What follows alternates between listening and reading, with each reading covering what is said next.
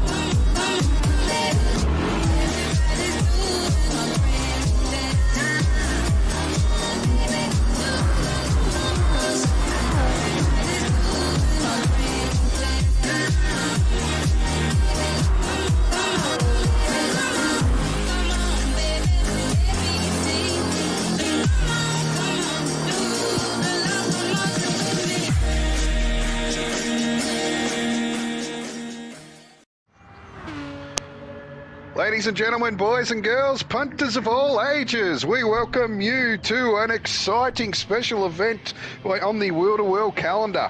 That's right, tonight we bring you live action from Mount Panorama in Bathurst, the Holy Land, the Mecca of racing in Australia. That's right, Bathurst is where all of the V8 fans, all of the petrol heads, all of the displacement fans come to get their racing fix. It is Mecca, it is where people come to worship their gods in blue and red. And tonight we bring you 30 minutes of qualifying in preparation for our Super Enduros on Sunday. Joining me in comms tonight we have Corbin. Welcome, Corbin. Hello. Yeah. And Corbin, you're joining us from the land of Kiwis? Yeah, across the ditch, unfortunately for you Aussies. Well, it is just another state of Australia, but Bathurst, of course, holding special ground for Kiwis as well. There's been many successful Kiwis race at Bathurst, who we now claim as Australians because anything decent comes out of New Zealand automatically gets promoted to being Australian. And joining me on visuals tonight, we have Dodgy. Wow, I am still in awe and speechless after that intro, Devil. That was a mouthful. I was impressed. That was just spectacular. But in saying that, mate, Bathurst, what can I say? It is going to be an awesome, well, let's say 2 weeks. We got this week of Qualy races this weekend and races next. Suck it up, enjoy it. It's all there to be just enthused over. So I'm all for it. Let's go. Yeah, absolutely. We're still waiting on one other driver to join. We know he's not online at the moment, but we'll give him another couple of minutes just to give him a chance to join the qualifying. But Corbin, I wanted to talk about some of these liveries that we're seeing because this is a retro round. Whoa. So we're allowing, all the drivers are allowed to chuck on a livery that is in some way connected to Bathurst, whether it's the 1000 or the 12 hour. But we're seeing a lot of different and weird and wonderful liveries here. DJR seems to be head and shoulders above from what I've seen at the moment. It seems to be the popular team at the moment. Had a bunch of them being made and a bunch of them look awesome. So yeah, and still seeing quite a lot more from the 12-hour races than I would expect, and which has been good because you don't really get to see a lot of 12 hours, so it exposes us to some new and wonderful liveries that we otherwise wouldn't have seen. And of course, a few drivers still running their normal liveries as we'll get around here tonight. But let's talk about times, Corbin, before we kick off. Mate, give us a tip. Who's going to take out pole with the fastest lap, and what's it going to be?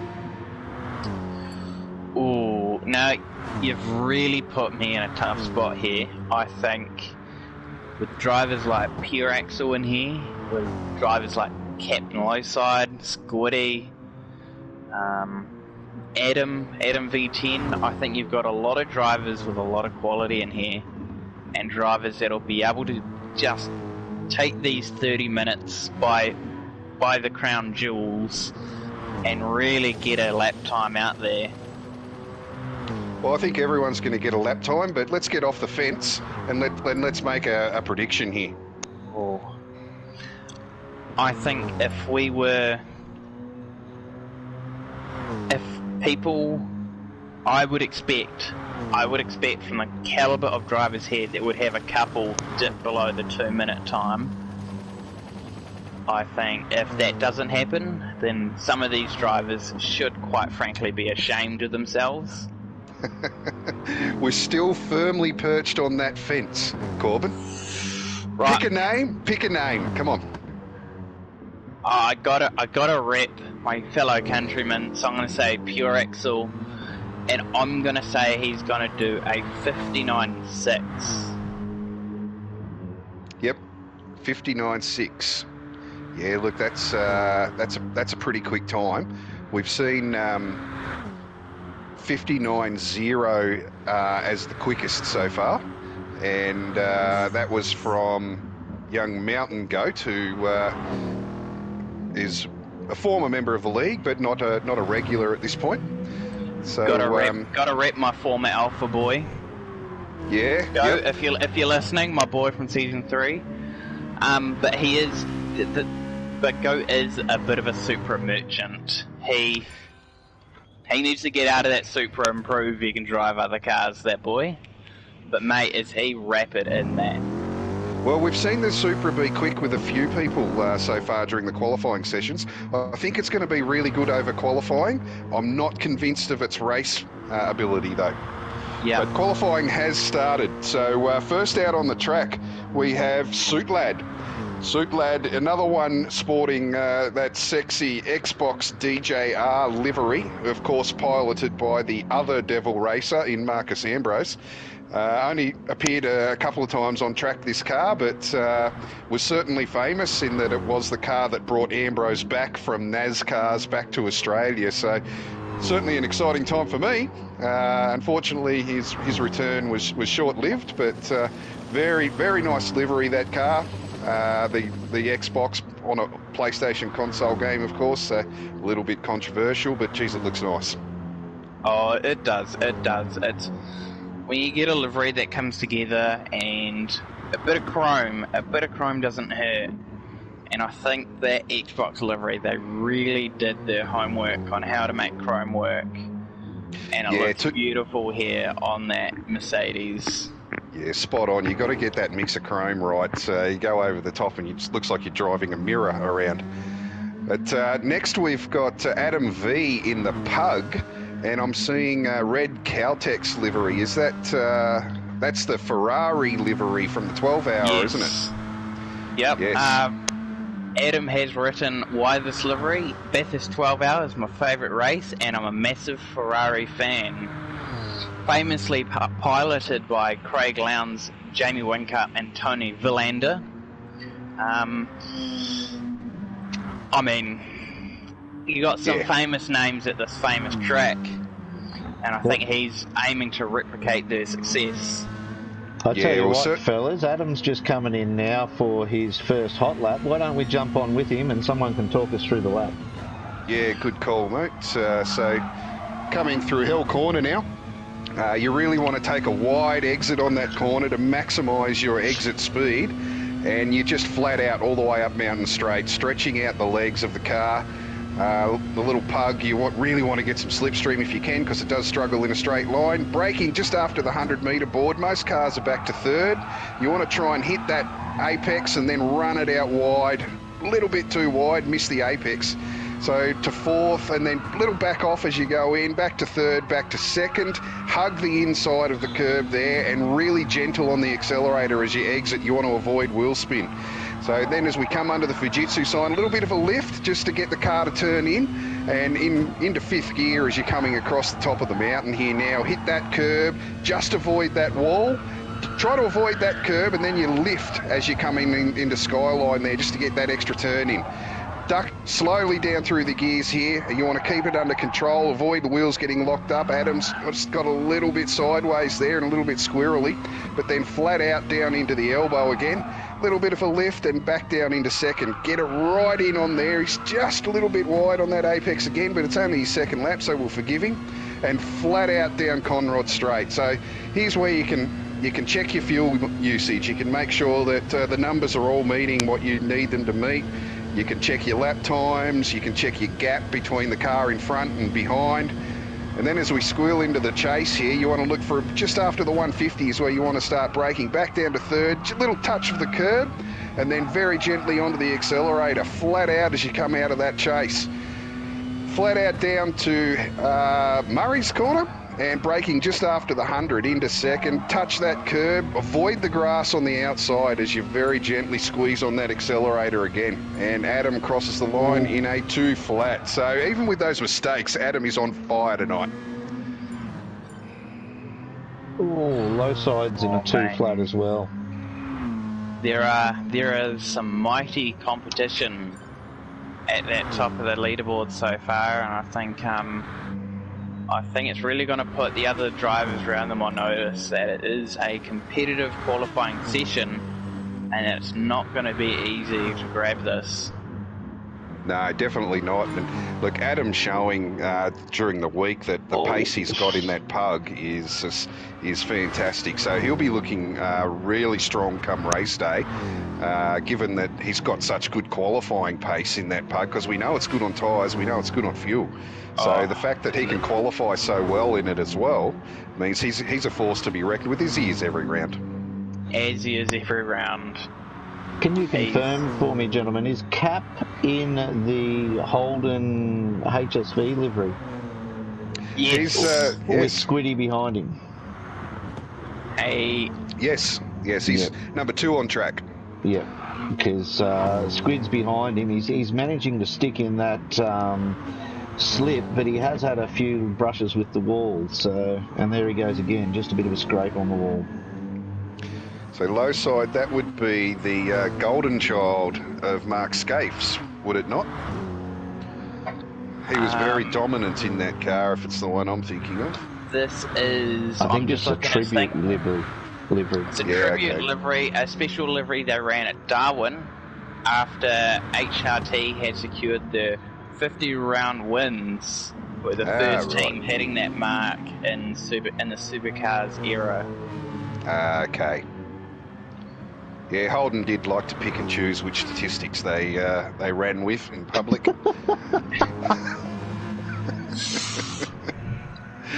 Did like a true Ford fan, my friend. True Ford fan. And the red and blue rival never stops. So, what have we got? So captain's in the HRT livery. Pure Axel's third on track at the moment. He's running the Flat Out Racing livery. He hasn't changed to a retro one yet. We don't know if he's going to go retro or if he's sticking with team colours. But about to cross the finish line now to post 2006. So he'll be looking to better that. That's about what I did. And Pure Axel's a good second a lap quicker than me in most tracks. Evil One has joined. He's a little bit late. Unfortunately. Palmer is in 5th on the track. I'm just trying to get a look at the livery that he's running and try and work out what that is. So this is a Mercedes Bathurst 12-hour win, which is also ran by the Erebus team back before they had joined Supercars. And this is driven by Thomas Jaeger, Alexander Roloff, and Bernd Schneider in the 2013 Bathurst 12-hour. Mate, that was a fantastic effort with those names. I would not have got through them as well as you did. I even understood them with the Kiwi accent as well. How did you know? You're getting a bit of Australia into you, Corbin. A bit of Australia? Yeah. Hey. So we've got Squiddy on track. He's in number 6. He's rocking his Ken and Barbie livery still. So no retro rounds there for us just yet. Gimpman in 7th. He is another Dick Johnson livery, and what a great one that is too, the Jim Beam livery. They were some of the best looking cars that Dick Johnson put on the track, I thought. That was mainly a Stevie Johnson one, was it? Was that era? Yeah, it was. Yep, Stevie Johnson drove those, and look, and what a driver Steve Johnson was too. Obviously, son of God, so you would expect him to have some talent. But he was one of those drivers who was competitive every time he went out on the track and brought home a straight car every time he went out on track. And for those that do follow a bit of Stevie J, he actually does a radio show with a good mate of mine in Matt McKeldin called The Driver's Seat. So if you Google that, you'll be able to listen to them talk all things cars and car racing too. So, Devil, we all know that you've had Racing XL locked away in a shed doing absolutely nothing with it for about 3 years now. Oh, you know how to break my heart. Yeah, you realise if you pull that out, you could be actually racing the grandson of God, right? Because he's currently on the XL scene up here in Brisbane.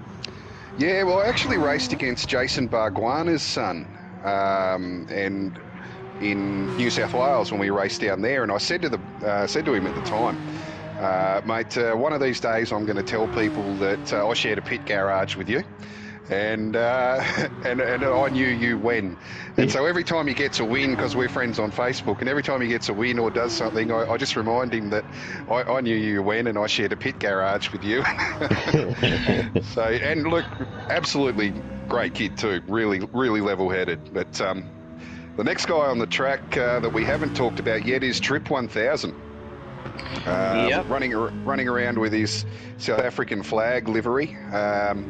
I don't know if he's trying to achieve some kind of diplomatic immunity sporting that out on track, but certainly nothing connected with Bathurst. That's just his typical wheel-to-wheel racing league livery. Yep, the sole countryman of South Africa in the league, if I'm not mistaken. So yeah, I think he's been missing from wheel-to-wheel for a while now too, hasn't he? He's come back for the final Super Enduro. It's good to see him back, and good to see his car draped in the flag of his country. Yep. So some more lap times coming in, but at the moment Adam V in that Pug is holding down the lead. Still haven't dropped below 2 minutes yet though. Still a long way left, still best part of 19 minutes left. Pure Axel jumping up with a 2-minute .1. Just sliding in front of low side, so it looks like he's finally managed to find a bit of a purple patch in a lap. So knowing Pure Axel like I do, this is probably the first practice session he's had too. So he probably hasn't set foot on the track at all this week, and this is his first crack at it. So as per normal for us, being handed to us again by the Kiwi cousins, Scooter just wants us to know that it was actually James Courtney that brought the Jim Beam Racer to the fore, winning the title in 2010. So that's right too. Get the facts right, Aussies. Jesus Christ. Yeah, I remember that race. I was actually there. That was at Homebush, and it was a pissing down with rain, and there were 3 title contenders for it that year, and they all had an accident, and James Courtney was the only one whose car was able to get back out on the track for the next race. So he was then the only one who actually got points. No, stop right there. You cannot give the Kiwis the right to the Bradbury either. That's ours. I'm keeping that one.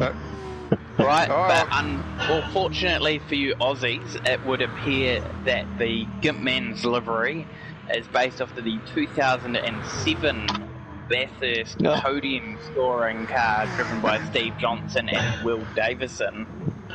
So I'll let you and Scooter fight that one out.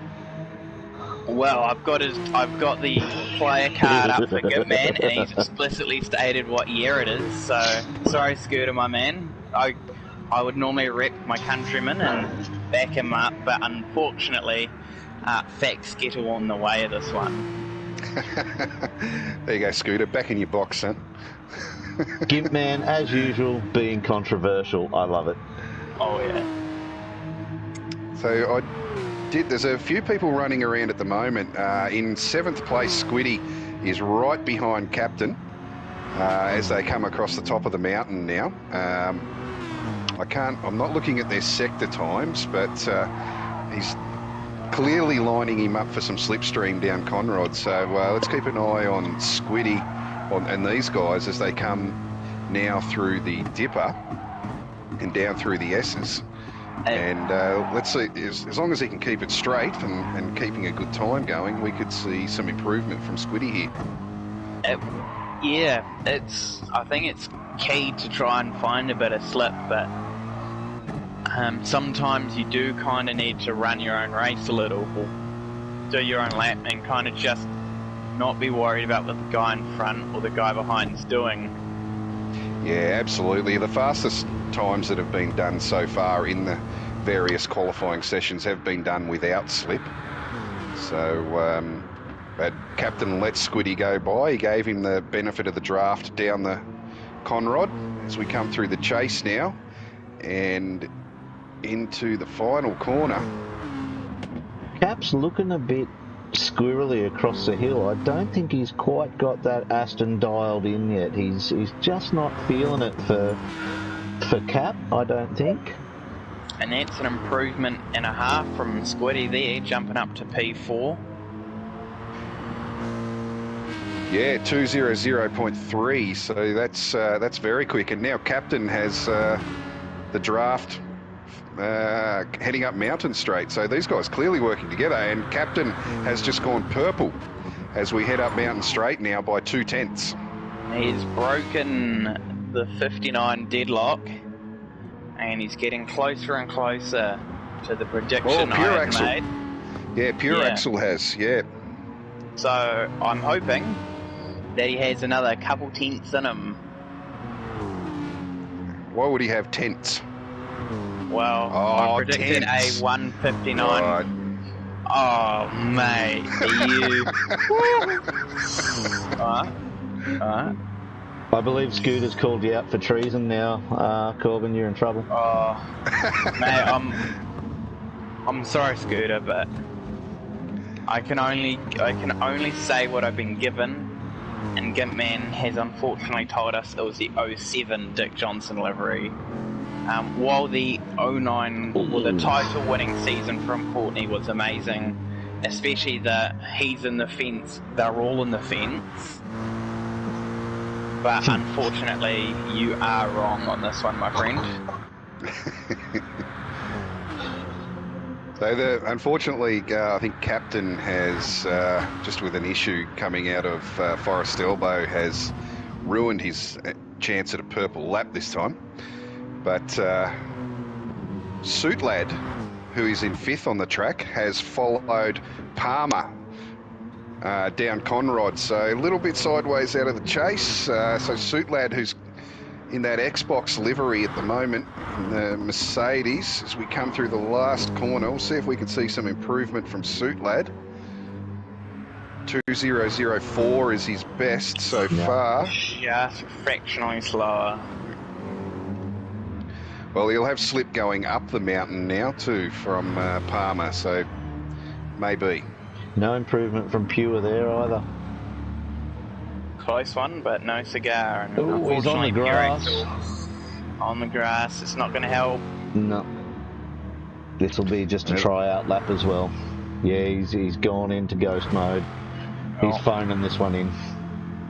Low side has had an unfortunate brush with the fence and has now dropped sufficiently away from Squiddy that he will not be getting that suck along. How's Adam looking out there in that pug at the moment? It should be blistering across the hill, that pug. He is all by himself at the moment as we goes around Griffin Bend, and at the moment he's down on his best lap, so he's 2/10 down. Sorry, he's 2/10. Yes, he is 2/10 down. So not looking to improve this lap at the moment. We've got. Oh yeah, no, everyone is down, so not seeing any great improvements. Push him a little bit hard. Yeah, Gimpman's having a rest at the top of the mountain. Having a think about what he's done.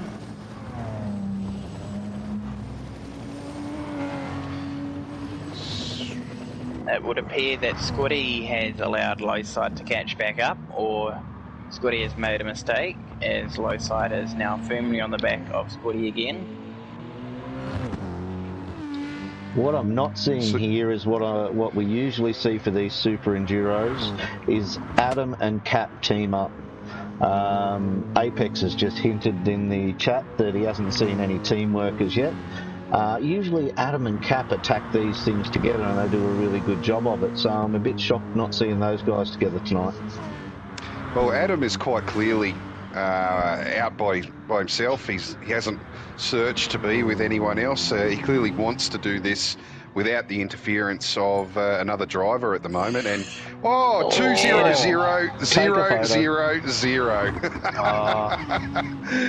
I hope that he has broken the 2-minute barrier, otherwise that would just be an absolute slap in the face. Because You'll have nightmares about that one. No, that was his best lap. That was his best lap, so he needs to improve on that to get under 2 minutes. Adam, for the love of God, just improve by 1,000th, mate. It'll be enough to say you got a 59. So pure axle certain with the best time of the night so far, a 159.8. You did predict a 159.6. So at the moment, you're we'd say you're about 75% right, Corbin. Yep. I certainly would have picked pure axle as well, but I would have thought he'd do better than 159.6, to be honest. But as I said earlier, this probably is his first Pure break. axle into the water, McPhillamy. A little bit of the grass, and that's what happens. Bathurst is such a dangerous track. There's just death at every corner, and even just stringing a lap together where you nail each of the corners is so difficult that even in half now you may not get that. Yeah, like now that he's got that decent banked lap in, he will be pushing it too. So every lap he will be on the ragged edge. So he's either going to bin it or win it every lap from here on.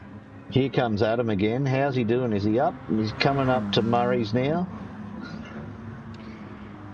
Oh, he gets a great turn in there, keeps it straight, gets a fantastic exit. If he is up, he's staying up. No. Oh, mate. 200,005. Wow. Nobody can fault his consistency here. Unfortunately, the times aren't going in the direction that he'd want them to. Who else have we got? Suit Lad's actually in the pits.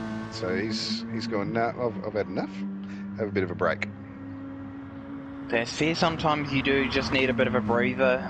Just relax a little. Just get back in that zone, because sometimes a mistake or two is all it takes for you to just not be right there. And it is in a 30-minute qualifying session. Spending a minute or two in pit lane won't really do you much harm. Now, in third and fourth, guys, Captain and Squiddy are driving around together again. Now, Squiddy was actually green through Sector 1. Captain was green through Sector 2. So these guys are both on a flyer here as we head into the final sector now. I had noticed Squiddy is still up on his time by about a 1/10 and a half.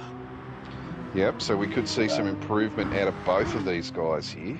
Judging by the way Squid took Captain on that corner, I'm going to hypothesise that these guys are in chat. Because you don't do that without going, mate, heads up, I'm coming through. So Squiddy improves. Yep, that was Squiddy's quickest lap. And that ironically puts him ahead of Lowside now. So, yeah, 0.3 he improved by on that lap, so big improvement. And now he's giving the giving Captain the assist up Mountain Straight.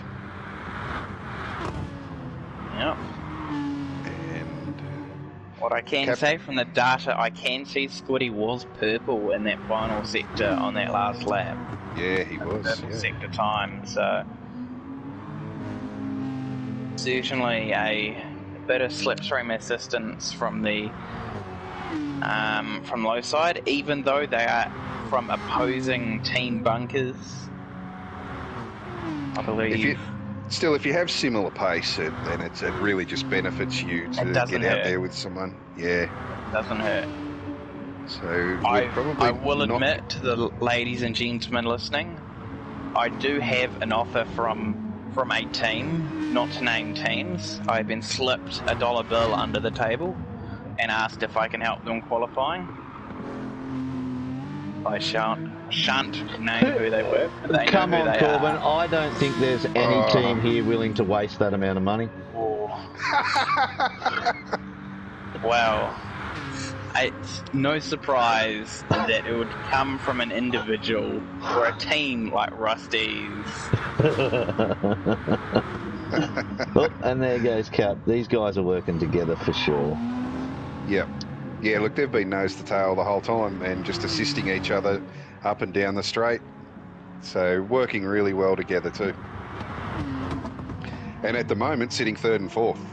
Oh, that Aston of Caps, all the time through the dipper I'm seeing it sideways and it gets really squirrely out of Murray's. Yep. Is that a 2 minute 1:37? Right side. Yeah. Yep. That's a small improvement, inching a little closer to Squiddy scored, but not quite. How are we doing with Pure? I just saw a big puff of dust then. Yeah, he's okay, just coming out of the chase. I don't think it hurt him too much. Palmer's improved. And Palmer's Pure improved Axle in logs. 7th position.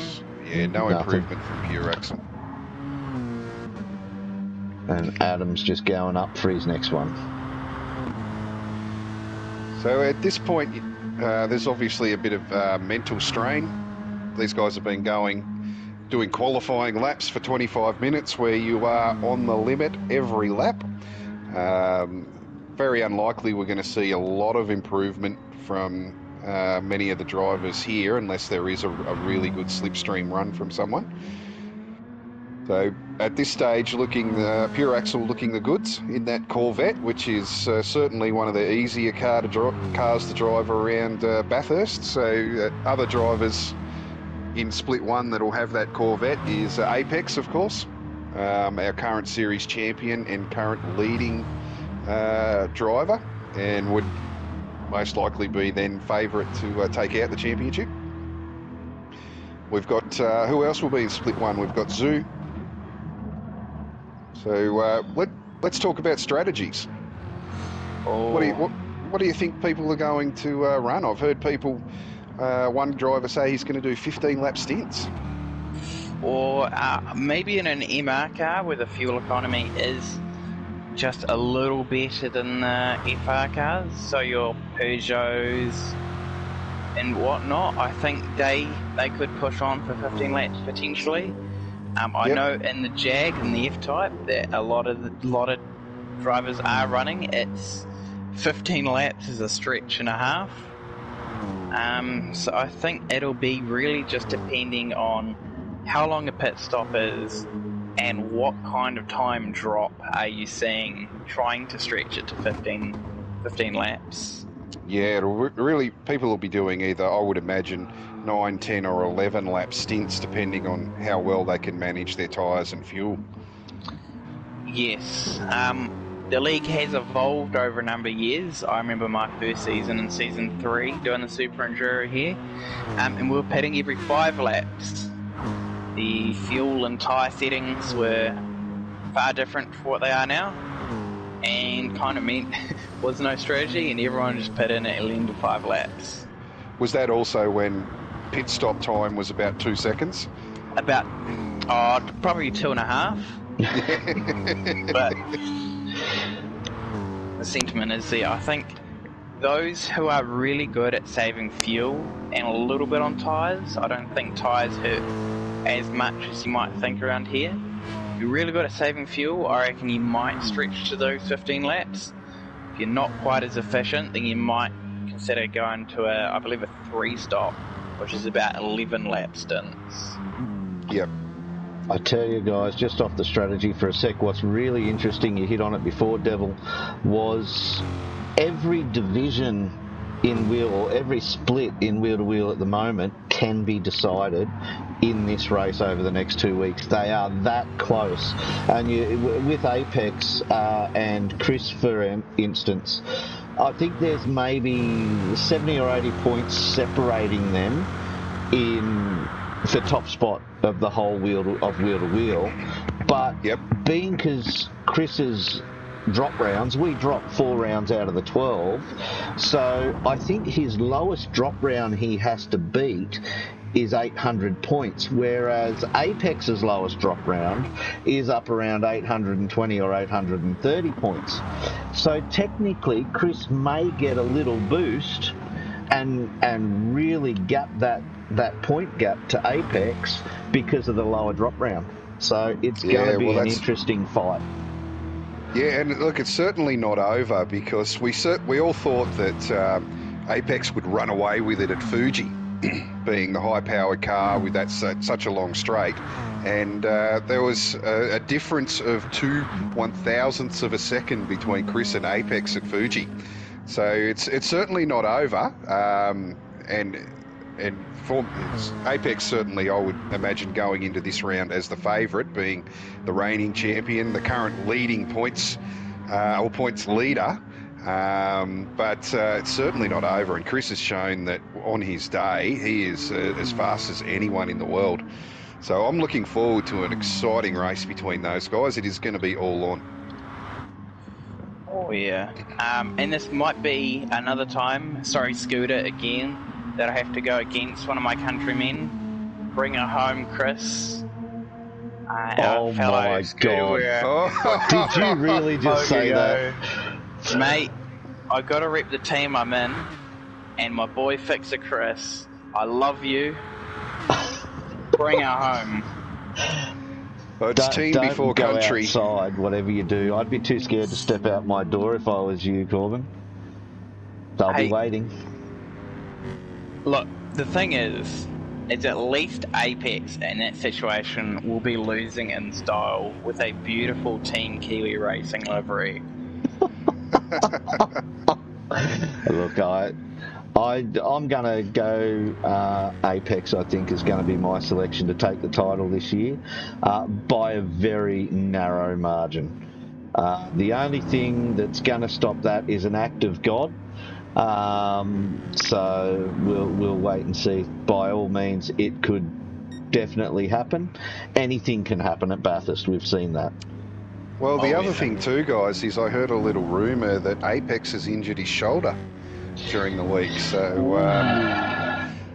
you know, it's certainly not over. The fat lady's not even warming up her voice yet. Look, I think Apex is going into it as the favourite, and the pressure's on him to perform. But Chris cannot be discounted because it's also double points, is it not? Triple. Yeah. So a normal race win on a 3-race weekend is 300 points. A race win for the Super Enduro is 900 points. Let's see if we get a lap out of these guys. One final thing I think we all needed to mention is what I'm going to start the new thing, the GT7 feature rundown. We couldn't get through this without mentioning it, could we? I have heard breaking news from my inside source at Philippine Digital that decals and liveries can be transferred from GT Sport to GT7. I do not believe that. It cannot be true. Do you really trust an inside source, Corbin? Oh, mate, it's... Next thing you'll tell me is driver rating and sportsmanship rating will transfer over as well. Well, wait till what I've got next. Did you know that driver rating and sportsmanship rating will carry over from GT Sports to GT7? Well, there you go, ladies and gentlemen. Breaking news from Corbin in Kiwi land. Yeah. Stay tuned every week now for Corbin's Kiwi land breaking news. Where every week we'll hear about the decals and liveries. Which, if for those that aren't in wheel to wheel, it has become a regular bit of a rant in the Discord channel over the last couple of weeks, and it's been a lot of fun. The joke to those uninitiated is the State of Play trailer came out, and a lot of news came out with it. I think there's an article, and it managed to get linked, I think, 3 or 4 times in the same day. With and nobody... I was the third one, I think. So as people kept posting it, everyone had to kind of go, wow, I did not know this. So it became a nice inside joke with everyone in the league.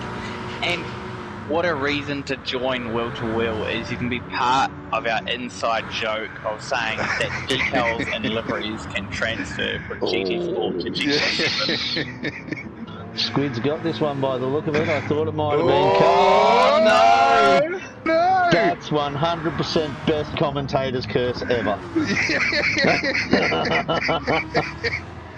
Oh, sweet lad! Oh, that was gold. And he's gone from first to last. And Cap takes it. Look at that. And that is our display of how to do a Bradbury.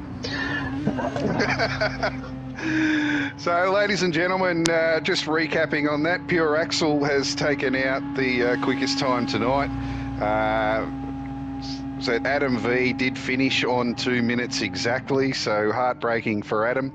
And we'll have more action tomorrow. There'll be 2 qualifying sessions tomorrow, and another qualifying session, 2 qualifying sessions, on Saturday. And then, of course, the first of 6 races, Dodgy, in total we're doing. 5 or 6 races. 5 races that we're doing. So the first of 5 races, first 3 or 5 will kick off on Sunday. So until tomorrow, punters, thank you, Corbin, for joining us in the commentary box. And thank you, Dodgy, for joining us on visuals. Happy to be here. And until tomorrow, to all the punters at home, as always, keep the wheels straight and in between the lines.